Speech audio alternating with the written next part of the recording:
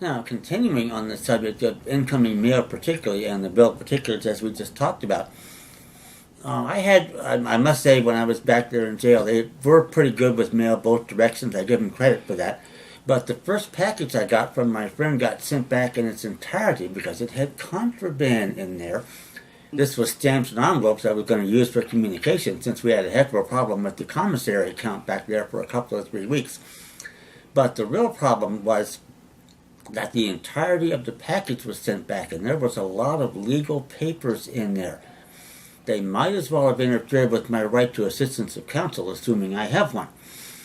Well, this is where it gets interesting, because I'm going to tell them back there in no uncertain terms that you people in this jail and every jail across the country have to make the distinction between those of us there in propria persona and with no right to assistance of counsel, and your average Joe Six-Pack inmate who has to rely on the public pretender, and even those with private counsel.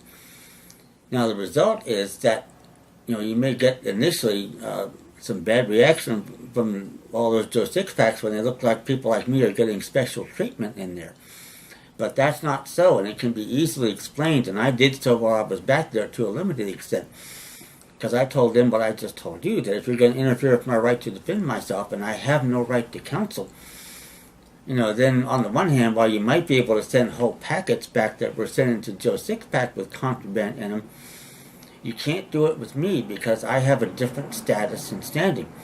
The real danger for the people that run the jails, whether they're private, public, what have you, is that when a lot more of these Joe Six-Pack types realize they may be better off without counsel, they may start doing that, and it will make it even harder for the government to convict them. Now, most of you that are in jail at the present time aren't going to have that option because you're not yet going to have the training to be able to do it.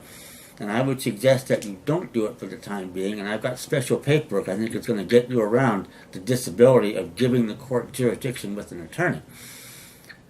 But that said, you'll find in the long run, you're better off going in there on your own when you have just a little knowledge at your beck and call, and can talk about 3 or 4 key issues with some specificity. That makes them more uncomfortable than anything else, because they then don't know how much you know across the board and how much you'll be able to do to them when the case gets reviewed by a higher court.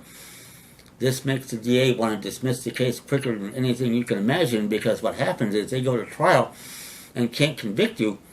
Their conviction rate suffers, and that keeps them from moving higher in the food chain in government. If they can't even handle that office, why do you want to vote for them as governor, lieutenant governor, chief justice of the Supreme Court? If you have an elected one in a given state, they can't get there because they can't convict people. That's more leverage that we have that's not immediately apparent, but trust me, that's how it works. And the more active you are in jail and the more information you get coming in there from loved ones or maybe packets from me, who knows, it just makes them more aware of who you are and the danger they're in. Thank you.